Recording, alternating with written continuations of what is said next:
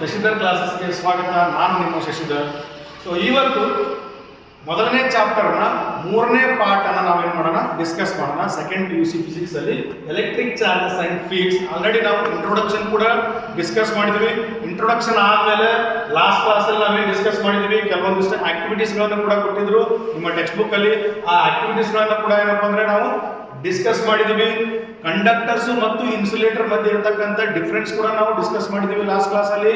So ಇದಾದಮೇಲೆ ನಿಮಗೆಲ್ಲ ಗೊತ್ತಿದೆ ಕೆಲವೊಂದಿಷ್ಟು ಈ ಪಾಸಿಟಿವ್ ಚಾರ್ಜು ಮತ್ತು ನೆಗೆಟಿವ್ ಚಾರ್ಜ್ ಅಂತೇಳಿ ಫಸ್ಟ್ ಯಾರು ನೇಮ್ ಮಾಡಿದ್ರು ಅಂತ ಕೂಡ ನಾವು ಡಿಸ್ಕಸ್ ಮಾಡಿದ್ವಿ, ಬೆಂಜಮಿನ್ ಫ್ರಾಂಕ್ಲಿನ್ ಅಂತೇಳಿ.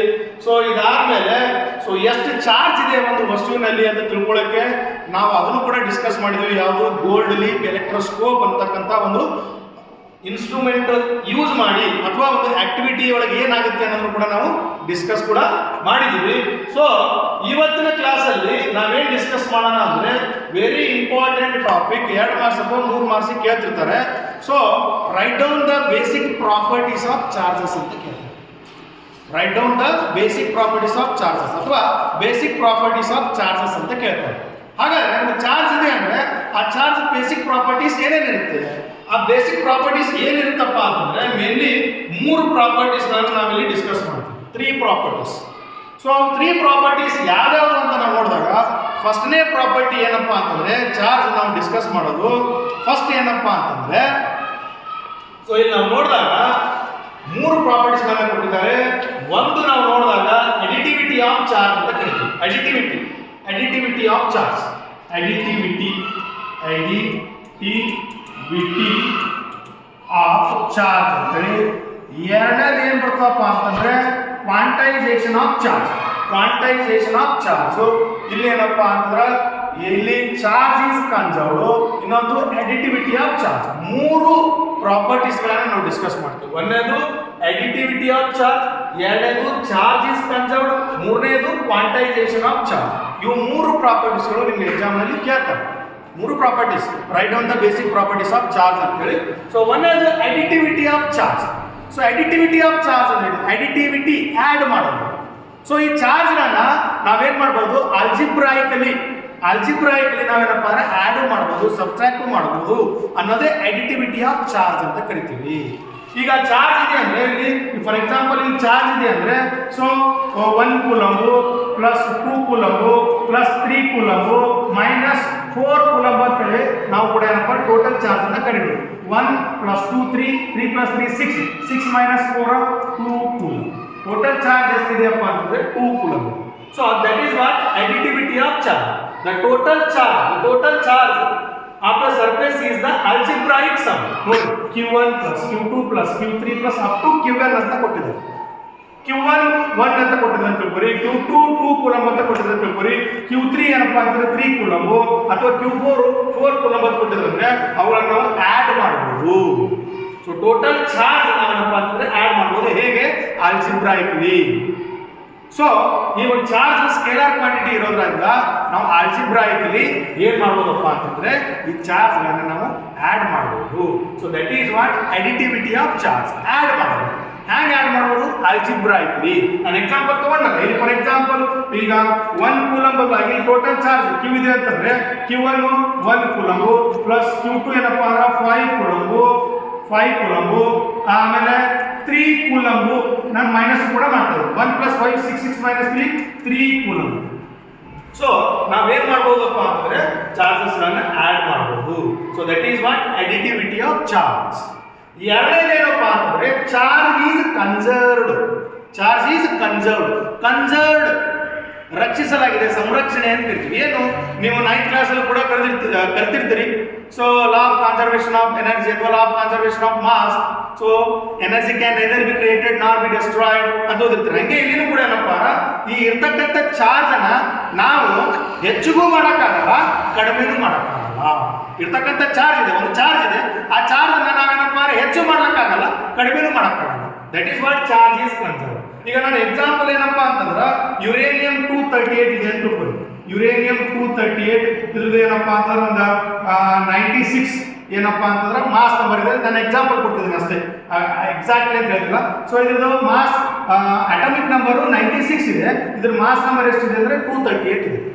ಸೊ ಈ ಯುರೇನಿಯಂ 238 ಅನ್ನ ನ್ಯೂಕ್ಲಿಯರ್ ಬಾಂಬ್ಗಳಲ್ಲಿ ಅಥವಾ ನ್ಯೂಕ್ಲಿಯರ್ ರಿಯಾಕ್ಟರ್ಸ್ಗಳಲ್ಲಿ ಯೂಸ್ ಮಾಡ್ತಿರ್ತಾರೆ. ಸೊ ಇದನ್ನ ನಾವು ಸ್ಪ್ಲಿಟ್ ಮಾಡಿದಾಗ ಈ ಯುರೇನಿಯಂ 238 ಅನ್ನ ನಾವು ಸ್ಪ್ಲಿಟ್ ಮಾಡಿದ್ರೆ ಸೊ ಏನಾಗುತ್ತೆ, ಥೋರಿಯಂ ಬರುತ್ತೆ. ಥೋರಿಯಂ 234 ಇದರ ಮಾಸ್ ನಂಬರು.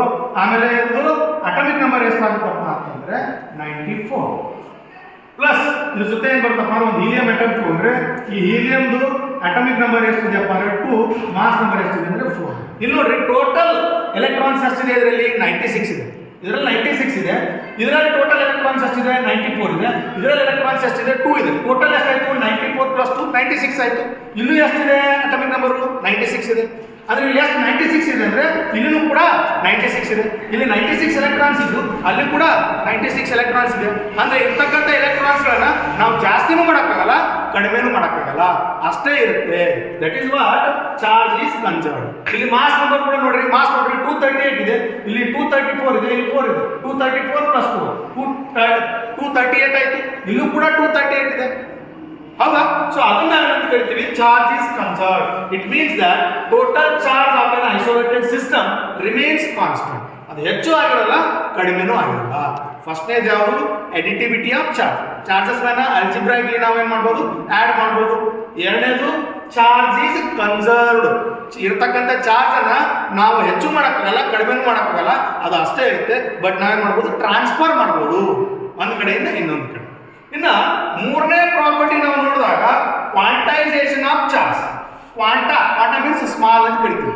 ಈಗ ಫಾರ್ ಎಕ್ಸಾಂಪಲ್ ನಾವೆಲ್ಲೋ ಒಂದು ಸಂತೆಗೆ ಅಥವಾ ಏನಪ್ಪ ಬಜಾರ್ಗೆ ಹೋದಾಗ ನಾವೇನು ಕೇಳ್ತೀವಿ, 1 ಡಜನ್ ಬಾಳೆಹಣ್ಣು ಕೊಡು ಅಂತ ಹೇಳ್ತೀವಿ. 1 ಡಜನ್ ಬಾಳೆಹಣ್ಣು ಅಥವಾ ಏನಪ್ಪ ಅಂತಾರೆ 1 ಡಜನ್ ಆಪಲ್ ಕೊಡು ಅಂತ ಹೇಳ್ತೀವಿ. 1 ಡಜನ್ ಆಪಲ್ ಕೊಟ್ಟು ಅರ್ಧ ಆಪಲ್ ಕೊಡು ಅಂತ ಹೇಳಿ. ಹಂಗೆ ಇಲ್ಲಿನೂ ಕ್ವಾಂಟೈಸೇಷನ್ ಆಫ್ ಚಾರ್ಜ್ ಅಲ್ಲಿ ಎಲೆಕ್ಟ್ರಾನ್ ಚಾರ್ಜ್ ನಿಮ್ಗೆ ಗೊತ್ತಿದೆ, 1.6 × 10⁻⁻⁹ ಕೂಲಮ್ ಅಂತ ಗೊತ್ತಿದೆ. ಇಲ್ಲಿ ಎಲೆಕ್ಟ್ರಾನ್ ಚಾರ್ಜ್ ಅರ್ಧ ಮಾಡೋಕ್ಕಾಗಲ್ಲ, ಕಟ್ ಮಾಡೋಕ್ಕಾಗಲ್ಲ. ಸೊ ಏನ್ರಿ ಬೆಸ್ಟ್ ಎಕ್ಸಾಂಪಲ್ ಏನಪ್ಪ ಕ್ವಾಂಟೈಸೇಷನ್ ಆಫ್ ಚಾರ್ಜ್ ಅಂದ್ರೆ, ಈಗ ಒಂದು ಬಾಡಿ ಇದೆ, ಆ ಒಂದು ಬಾಡಿನ ನಾವೇನ್ ಮಾಡಬೇಕಾಗಿದೆ, ಚಾರ್ಜ್ ಮಾಡಬೇಕಾಗಿದೆ ಅಂತ ತಿಳ್ಕೊಳ್ಳಿ. ಒಂದು ಬಾಡಿ ಇದೆ, ಆ ಬಾಡಿನ ನಾವೇನ್ ಮಾಡಬೇಕಾಗಿದೆ, ಚಾರ್ಜ್ ಮಾಡಬೇಕಾಗಿದೆ. ಚಾರ್ಜ್ ಅಂದ್ರೆ ಏನು, ಎಲೆಕ್ಟ್ರಾನ್ಸ್. ಸೊ ಅದಕ್ಕೆ ಫಸ್ಟ್ ನಾನು ಏನ್ ಮಾಡ್ತೀನಿ, ಇಲ್ಲಿ ನೋಡಿ ಫಾರ್ ಎಕ್ಸಾಂಪಲ್ ಇದಕ್ಕೆ 1 ಎಲೆಕ್ಟ್ರಾನ್ ನಾನು ಏನ್ ಮಾಡ್ತೀನಿ, ಫಸ್ಟ್ ಸಪ್ಲೈ ಮಾಡ್ತೀನಿ, 1 ಎಲೆಕ್ಟ್ರಾನ್ ಸಪ್ಲೈ ಮಾಡ್ತೀನಿ. ಆಮೇಲೆ ಏನ್ ಮಾಡ್ತೀನಿ, ಇದಕ್ಕೆ 2 ಎಲೆಕ್ಟ್ರಾನ್ ಸಪ್ಲೈ ಮಾಡ್ತೀನಿ. ಆಮೇಲೆ ಏನ್ ಮಾಡ್ತೀನಿ, ಇದಕ್ಕೆ 3 ಎಲೆಕ್ಟ್ರಾನ್ ಸಪ್ಲೈ ಮಾಡ್ತೀನಿ.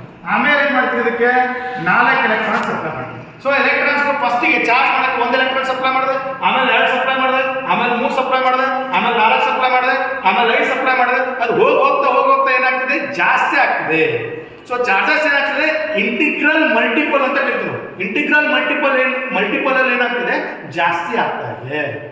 So that is what quantisation of charge. Q equals to plus or minus n into E. So where n equals to 1, 2, 3 ನಾನು ತೋರಿಸ್ತೀನಿ, 1, 2, 3 ಇಂಟಿಗ್ರಲ್ ಮಲ್ಟಿಪಲ್ ಜಾಸ್ತಿ ಆಗ್ತದೆ. ಸೊ ಅದನ್ನ ನಾವೇನಂತ ಕರಿತೀವಿ, ಕ್ವಾಂಟೈಸೇಷನ್ ಆಫ್ ಚಾರ್ಜ್ ಅಂತ ಕರಿತೀವಿ. ಸೊ ಇಲ್ಲೇನಾಗುತ್ತಪ್ಪ ಅಂದ್ರೆ charge of A body is an integral multiple. Integral ಅಂದ್ರೆ ಜಾಸ್ತಿ ಆಗ್ತದೆ, integral multiple of A basic charge which is the electronic charge. Charge on A body is given by Q equals to n into E. ಇವಾಗ ಏನ್ ಮಾಡ್ತಾರಪ್ಪ ಅಂತಂದ್ರೆ define 1 coulomb ಅಂತ ಕೇಳ್ತಾರೆ. Next ನಾವು ಅಲ್ಲಿಗೆ ಹೋಗ್ತೀವಿ. ಕೂಲಮ್ಸ್ ಲಾ ಅಂದ್ರೆ ಏನು, ಕೂಲಮ್ಸ್ ಲಾ ಏನು, ಫಾರ್ಮುಲಾ ಏನು ಬರುತ್ತೆ, ಅದನ್ನೇ ನಾವೇನಪ್ಪ ಅಂದ್ರೆ ನೆಕ್ಸ್ಟ್ ಡಿಸ್ಕಸ್ ಮಾಡ್ತೀವಿ. ಸೊ ಇವು 3 ಪ್ರಾಪರ್ಟೀಸ್ಗಳು ನಿಮಗೆ ಎಕ್ಸಾಮ್ ಕೇಳ್ಬೋದು. Right down the basic properties of charge ಅಂತ ಕೇಳ್ಬೋದು. ಅದರಲ್ಲಿ 3 ಪ್ರಾಪರ್ಟೀಸ್ ಬರುತ್ತೆ. ಫಸ್ಟ್ ಒನ್ ಏನು ಬರುತ್ತಪ್ಪ ಅಂದ್ರೆ ಅಡಿಟಿವಿಟಿ ಆಫ್ ಚಾರ್ಜು, ಎರಡನೇದು ಕ್ವಾಂಟೈಸೇಷನ್ ಆಫ್ ಚಾರ್ಜು, ಮೂರನೇದು ಚಾರ್ಜ್ ಈಸ್ ಕನ್ಸರ್ವ್ಡ್. ಅಥವಾ ಹಿಂದೆ ಮುಂದೆ ಯಾರು ಕೂಡ ನಡೆಯುತ್ತೆ. ಸೊ ಸೀರಿಯಲ್ ವೈಸ್ ಹಂಗೆ ಬರೀಬೇಕಂತೇನು, ಅರ್ಥ ಆಗಿದೆ ಅಂತ ಅನ್ಕೊಂತೀವಿ. ಸೊ ಇದಾದ್ಮೇಲೆ ನಾವಿಲ್ಲಿ ಒಂದು ಸಿಂಪಲ್ ಎಕ್ಸಾಂಪಲ್ ನೋಡಿದಾಗ, how many electronic charges for 1 coulomb of charge. ನೀವು SSLC ಯಲ್ಲೂ ಕೂಡ ನೀವು ಕಲ್ತಿರ್ತೀರಿ. 1 ಕೂಲಂಬ್ ಆಫ್ ಚಾರ್ಜ್ ಒಳಗೆ ಎಷ್ಟು ಎಲೆಕ್ಟ್ರಾನ್ಸ್ ಇದೆ, ನಂಬರ್ ಆಫ್ ಎಲೆಕ್ಟ್ರಾನ್ಸ್ ಕಂಡುಹಿಡಿಯಬೇಕು. ಫಾರ್ಮುಲಾ ಏನೈತಿ, Q equals to Ne ಅಂತಿದೆ. Q ಅಂದ್ರೆ ಚಾರ್ಜ್ 1 ಕೂಲಂಬ್, N ಅಂದ್ರೆ ನಂಬರ್ ಆಫ್ ಎಲೆಕ್ಟ್ರಾನ್ಸ್. ಸೊ ಇಲ್ಲಿ ಎಲೆಕ್ಟ್ರಾನ್ ಚಾರ್ಜ್. ಸೊ ಫಾರ್ಮುಲಾ ಹಾಕಿ ನಾವು ಇದು ಮಾಡಿದಾಗ N equals to 1 divided by E ಅಂತ ಬರುತ್ತೆ. E ಚಾರ್ಜ್ ಎಷ್ಟಿದೆ ಅಂದ್ರೆ 1.6 × 10⁻⁹. ಹಾಗಾದ್ರೆ 1 ಕೂಲಂಬ್ ಚಾರ್ಜ್ ಒಳಗೆ ಎಷ್ಟು ಎಲೆಕ್ಟ್ರಾನ್ಸ್ ಇದೆ ಅಂದ್ರೆ 6.25 × 10⁻18 ಎಲೆಕ್ಟ್ರಾನ್ಸ್ ಇದೆ. ಸೊ ಇದು ಜಾಸ್ತಿ ನೀವು ಸ್ಟಡಿ ಮಾಡ್ತಾರೆ, ಮತ್ತೆ ನಾನು ಹೇಳ್ಕೊಡ್ತೇನೆ ರೆಗ್ಯುಲರ್ ಕ್ಲಾಸ್ಗಳಲ್ಲಿ. ಸೊ ಇಲ್ಲಿ ನಾವು ನೋಡ್ಬೇಕಾಗಿರ್ತಕ್ಕಂಥದ್ದು ಮೇನ್ ಏನಂದ್ರೆ ಬೇಸಿಕ್ ಪ್ರಾಪರ್ಟೀಸ್ ಆಫ್ ಚಾರ್ಜ್. ಮೊದಲನೇದು ಅಡಿಟಿವಿಟಿ ಆಫ್ ಚಾರ್ಜ್, ಆ್ಯಡ್ ಮಾಡ್ಬೋದು. ಎರಡನೇದು quantization of charge. So so q equals to n e integral multiple ಅಂತ ಕರಿತೀವಿ. ಮೂರನೇದು ಏನಪ್ಪ ಅಂತಂದ್ರೆ ಚಾರ್ಜ್ ಈಸ್ ಕನ್ಸರ್ವ್ಡ್. ಸೊ ಇದಾದ್ಮೇಲೆ ಬಹಳ ಇಂಪಾರ್ಟೆಂಟ್ ಟಾಪಿಕ್ ನಾವು ಎಲ್ಲಿ ಹೋಗ್ತೀವಪ್ಪ ಅಂತಂದ್ರೆ ಕೂಲಂಬ್ಸ್ ಲಾ. ಇದರಲ್ಲಿ ಬಹಳ ತುಂಬಾ ಇದೆ ಡಿಸ್ಕಸ್ ಮಾಡೋದು. ಜಸ್ಟ್ ಇವತ್ತಿನ ಕ್ಲಾಸಲ್ಲಿ ನಾನು ಏನು ಮಾಡ್ತೀನಪ್ಪ ಅಂತಂದ್ರೆ ಕೂಲಂಬ್ಸ್ ಲಾ ಸ್ಟೇಟ್ಮೆಂಟ್ ಏನಿದೆ ಮತ್ತು ಅದೇನು ಫಾರ್ಮುಲಾ ಬರುತ್ತೆ ಅನ್ನೋದು ನಾವು ಡಿಸ್ಕಸ್ ಮಾಡೋದು. ಸೊ ನಿಮಗೆಲ್ಲ ಗೊತ್ತಿದೆ, ನೀವೆಲ್ಲ ಏನಪ್ಪ ಅಂತಂದ್ರೆ 9th ಸ್ಟ್ಯಾಂಡರ್ಡ್ ಎಲ್ಲ ಕಲ್ತಿರ್ತಾರ ಯೂನಿವರ್ಸಲ್ ಲಾ ಆಫ್ ಗ್ರಾವಿಟೇಷನ್ ಅಂತ. 9th standard universal law of gravitation ಬರುತ್ತೆ. Every object in the universe attracts other object in the universe. So force between two objects is directly proportional to product of their masses and inversely proportional to square of the distance between them ಅಂತ ಬರುತ್ತೆ. ಹಂಗೆ ಇಲ್ಲೂ ಕೂಡ ಏನಪ್ಪಾ ಅಂತಂದ್ರೆ coulombs law ಏನ್ ಹೇಳುತ್ತಪ್ಪ ಅಂತಂದ್ರೆ force of attraction ಅಥವಾ ಫೋರ್ಸ್ ಆಫ್ ರಿಪಲ್ಷನ್, ಎರಡು ಚಾರ್ಜ್ಗಳ ಮಧ್ಯೆ ಇರತಕ್ಕಂಥ ಅಟ್ರಾಕ್ಷನ್ ಅಥವಾ ಎರಡು ಚಾರ್ಜ್ಗಳ ಮಧ್ಯೆ ಇರತಕ್ಕಂಥ ರಿಪಲ್ಷನ್ ಬಗ್ಗೆ ಯಾವುದು ಹೇಳುತ್ತಪ್ಪ ಅಂತಂದ್ರೆ ಕೂಲಂಬ್ಸ್ ಲಾ. ಈ ಕೂಲಂಬ್ ಅಂತಕ್ಕಂಥ ಸೈಂಟಿಸ್ಟ್ ಇದನ್ನ ಎಕ್ಸ್ಪ್ಲೇನ್ ಮಾಡಿದ್ದಾರೆ. ಸೊ ಅದಕ್ಕೆ ಈ ಕೂಲಂಬ್ಸ್ ಲಾ ಏನಾಯ್ತಪ್ಪ ಅಂತಂದ್ರೆ ಫೋರ್ಸ್ ಆಫ್ ಅಟ್ರಾಕ್ಷನ್, ಎರಡು ಚಾರ್ಜ್ಗಳ ಮಧ್ಯೆ ಇರತಕ್ಕಂಥ ಅಟ್ರಾಕ್ಷನ್ ಅಥವಾ ರಿಪಲ್ಷನ್. ಫಾರ್ ಎಕ್ಸಾಂಪಲ್ ಯಾವ ರೀತಿ ನಾವು ಇದನ್ನ ಅರ್ಥ ಮಾಡ್ಕೋಬಹುದು ಅಂದ್ರೆ, ಈಗ ಫಾರ್ ಎಕ್ಸಾಂಪಲ್ ಇಲ್ಲೊಂದು ಚಾರ್ಜ್ ಇದೆ Q1 ಅಂತ ಹೇಳಿ, ಇಲ್ಲೊಂದು ಚಾರ್ಜ್ ಇದೆ Q2 ಅಂತ ಹೇಳಿ, ಹೌದಾ? ಸೊ ಈ ಚಾರ್ಜ್ಗೆ ಪಾಸಿಟಿವ್ ಚಾರ್ಜ್ ಇದೆ, ಇದು ಕೂಡ ಪಾಸಿಟಿವ್ ಚಾರ್ಜ್ ಹೊಂದಿದೆ ಅಂದ್ರೆ ಇವೆರಡು ಏನಾಗುತ್ತೆ ರಿಪೆಲ್ ಆಗುತ್ತೆ. ನಿಮಗೆಲ್ಲ ಗೊತ್ತಿದೆ same charges repel each other, opposite charges attract each other. ಅಥವಾ ಈ ಚಾರ್ಜ್ ಪಾಸಿಟಿವ್ ಇದೆ, ಇದಕ್ಕೆ ಚಾರ್ಜ್ ನೆಗೆಟಿವ್ ಇದೆ ಅಂತ ತಗೊಂಡ್ರೆ ಇವೆರಡು ಅಟ್ರಾಕ್ಟ್ ಆಗುತ್ತೆ. ಸೊ ಈ ಚಾರ್ಜ್ Q1 ಮತ್ತು ಈ ಚಾರ್ಜ್ Q2 ಗಳ ಮಧ್ಯೆ ಇರತಕ್ಕಂಥ ಡಿಸ್ಟೆನ್ಸ್ ಅನ್ನ ನಾನು ಏನಂತ ತಗೋತೀನಿ R ಅಂತ ತಗೋತೀನಿ.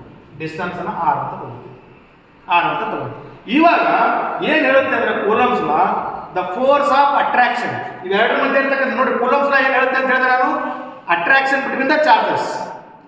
ಒಂದು ಚಾರ್ಜ್ಗಳ ಮಧ್ಯೆ ಎಷ್ಟು ಫೋರ್ಸ್ ಇದೆ, ಎರಡು ಚಾರ್ಜ್ ಇದೆ ಅಂದ್ರೆ ಈ ಚಾರ್ಜ್ಗಳ ಮಧ್ಯೆ ಇರ್ತಕ್ಕಂಥ ಫೋರ್ಸ್ ಅನ್ನ ಕೂಲಂಬ್ಸ್ ಲಾ ಹೇಳುತ್ತೆ ಅಂತ ಹೇಳಿದೆ ನಾನು. ಹಾಗಾದ್ರೆ ಕೂಲಂಬ್ಸ್ ಲಾ ಏನ್ ಸ್ಟೇಟ್ ಮಾಡುತ್ತಂದ್ರೆ ದ ಫೋರ್ಸ್ ಆಫ್ ಅಟ್ರಾಕ್ಷನ್, ಇವೆರಡು ಬೇರೆ ಬೇರೆ ಚಾರ್ಜ್ ಇದೆ ಅಟ್ರಾಕ್ಟ್ ಆಗುತ್ತೆ, ಬೇರೆ ಬೇರೆ ಚಾರ್ಜ್ ಇದೆ, ಇದು ಪಾಸಿಟಿವ್ ಇದೆ ಇದು ನೆಗೆಟಿವ್ ಇದೆ. ಸೊ ಅದಕ್ಕೆ ಏನಪ್ಪ ಅಪೋಸಿಟ್ ಚಾರ್ಜಸ್ ಆಗುತ್ತೆ ಅಟ್ರಾಕ್ಟ್ ಆಗುತ್ತೆ, ಸೇಮ್ ಚಾರ್ಜ್ ಇದ್ರೆ ರಿಪಲ್ ಆಗುತ್ತೆ. ಅದಕ್ಕೆ the force of attraction between two charges, ಹೌದಾ? ಏನ್ ಸ್ಟೇಟ್ಮೆಂಟ್ ಹೇಳುತ್ತೆ? So the force of attraction or repulsion, the force of attraction or repulsion between two charges is directly proportional to product of their charges. Product ಇವೆರಡು charge, force is directly proportional to product of their charges Q1 Q2 and it is inversely proportional to square of the distance between them. ಈ distance ಏನು ತಗೊಂಡಿವಿ R ತಗೊಂಡಿವಿ, square ಅಂದ್ರೆ R square ಆಯಿತು.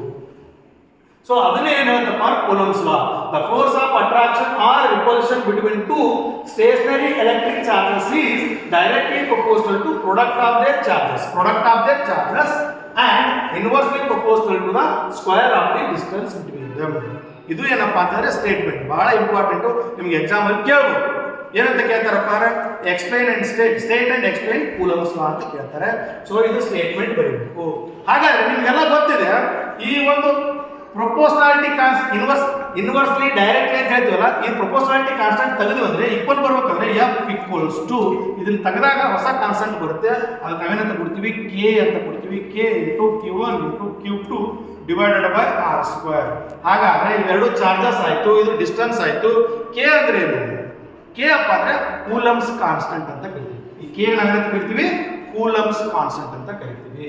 ನಾವಿಲ್ಲಿ ನೋಡಿದಾಗ ಈ ಕೂಲಂಬ್ಸ್ ಕಾನ್ಸ್ಟೆಂಟ್ ನಾವು ಸಿಂಪ್ಲಿಫೈ ಮಾಡಿದಾಗ ಈ K = ಏನು ಬರುತ್ತಪ್ಪ ಅಂದ್ರೆ ಇನ್ನೊಂದು ಫಾರ್ಮುಲಾ ಬರುತ್ತೆ. K = 1/4πε0. ನೋಡಿ K ಇದು ಏನು ಹೇಳ್ರಿ, ಇದು K ಅಂದ್ರೆ ಏನು ಕೂಲಂಬ್ಸ್ ಕಾನ್ಸ್ಟೆಂಟ್. ಈ K ವ್ಯಾಲ್ಯೂ ಏನಿದೆಪ್ಪ ಅಂದ್ರೆ 1/4πε0 ಅಂತ ಬರುತ್ತೆ. ಸೊ ಇಲ್ಲಿ ε0 ಅಂದ್ರೆ ಪರ್ಮಿಟಿವಿಟಿ ಆಫ್ ಫ್ರೀ ಸ್ಪೇಸ್ ಅಂತ ಕರಿತೀವಿ. ಪರ್ಮಿಟಿವಿಟಿ ನಿಮ್ಗೆ ನೆಕ್ಸ್ಟ್ ಕ್ಲಾಸಲ್ಲಿ ಹೇಳ್ತೀನಿ, ಯಾಕಂದ್ರೆ ತುಂಬಾ ಕಾನ್ಸೆಪ್ಟ್ ಇದೆ, ತುಂಬಾ ಲೆಂತ್ ಆಗುತ್ತೆ ವಿಡಿಯೋ. ಅದಕ್ಕೆ ಪರ್ಮಿಟಿವಿಟಿ ಅಂದ್ರೇನು, ಅಬ್ಸಲ್ಯೂಟ್ ಪರ್ಮಿಟಿವಿಟಿ ಅಂದ್ರೇನು, ರಿಲೇಟಿವ್ ಪರ್ಮಿಟಿವಿಟಿ ಅಂದ್ರೇನು, ಫಸ್ಟ್ ಆಫ್ ಆಲ್ ಪರ್ಮಿಟಿವಿಟಿ ಅಂದ್ರೇನು, ಅದ್ರ ಕೆಲಸ ಏನು, ಈ ಒಂದು ಟಾಪಿಕ್ ಅಲ್ಲಿ ಅನ್ನೋದನ್ನ ನಾನೇನ್ ಮಾಡ್ತೀನಿ ನೆಕ್ಸ್ಟ್ ವಿಡಿಯೋದಲ್ಲಿ ನಿಮಗೆ ಹೇಳ್ಕೊಡ್ತೀನಿ. ಸೊ ಈ ವಿಡಿಯೋದಲ್ಲಿ ನಮ್ಗೇನು ಗೊತ್ತಾಯ್ತು ಅಂದ್ರೆ ಬೇಸಿಕ್ ಪ್ರಾಪರ್ಟೀಸ್ ಆಫ್ ಚಾರ್ಜಸ್ ಬಗ್ಗೆ ಗೊತ್ತಾಯ್ತು. ಎರಡನೇದು ಕೂಲಂಬ್ಸ್ ಲಾ ಸ್ಟೇಟ್ಮೆಂಟ್ ಮತ್ತು ಅದರ formula. So F = K × Q1 × Q2 divided by R square. K ಅಂದ್ರೆ ಏನದು coulombs constant. Coulombs constant K equals ಏನು ಬರುತ್ತೆ 1/4π ಸೊ ಎಪ್ಸಿಲಾನ್ ನಾಟ್ ಅಂದ್ರೇನು, ಆಮೇಲೆ ಬರೀ ಇ ಅಂದ್ರೇನು, ಬರೀ ಎಪ್ಸಿಲಾನ್ ಅಂದ್ರೇನು, ಎಪ್ಸಿಲಾನ್ ನಾಟ್ ಅಂದ್ರೇನು, ಎಪ್ಸಿಲಾನ್ ಆರ್ ಅಂದ್ರೇನು, ರಿಲೇಟಿವ್ ಪರ್ಮಿಟಿವಿಟಿ ಅಂತ ಕರಿತೀವಿ. ಸೊ ಈ ಪರ್ಮಿಟಿವಿಟಿ ಕಾನ್ಸೆಪ್ಟ್ ಮತ್ತು ನೆಕ್ಸ್ಟ್ ಏನು ಬರುತ್ತಪ್ಪ ಅಂತಂದ್ರೆ coulombs law in vector form ಅಂತ ಬರುತ್ತೆ. ಸೊ ಇವೆರಡೂ ಏನಪ್ಪ ಅಂತಂದ್ರೆ ನೆಕ್ಸ್ಟ್ ವಿಡಿಯೋದಲ್ಲಿ ನಾನೇನು ಮಾಡ್ತೀನಿ ಅಂತಂದ್ರೆ ನಿಮಗೆ ಎಕ್ಸ್ಪ್ಲೇನ್ ಮಾಡ್ತೀನಿ. ಸೊ ಇವತ್ತಿನ ಕ್ಲಾಸಲ್ಲಿ ನಾವೇನು ಡಿಸ್ಕಸ್ ಮಾಡ್ತೀವಿ ಅಂದರೆ ಬೇಸಿಕ್ ಪ್ರಾಪರ್ಟೀಸ್ ಆಫ್ ಚಾರ್ಜಸ್ ಮತ್ತು Coulomb's. Okay, so in the next video we will discuss regarding Coulomb's law in vector form ಮತ್ತೆ ಏನು ಬರುತ್ತೆ ಅದನ್ನ ನೆಕ್ಸ್ಟ್ ವಿಡಿಯೋದಲ್ಲಿ ನಾವು ಡಿಸ್ಕಸ್ ಮಾಡೋಣ. ಧನ್ಯವಾದ.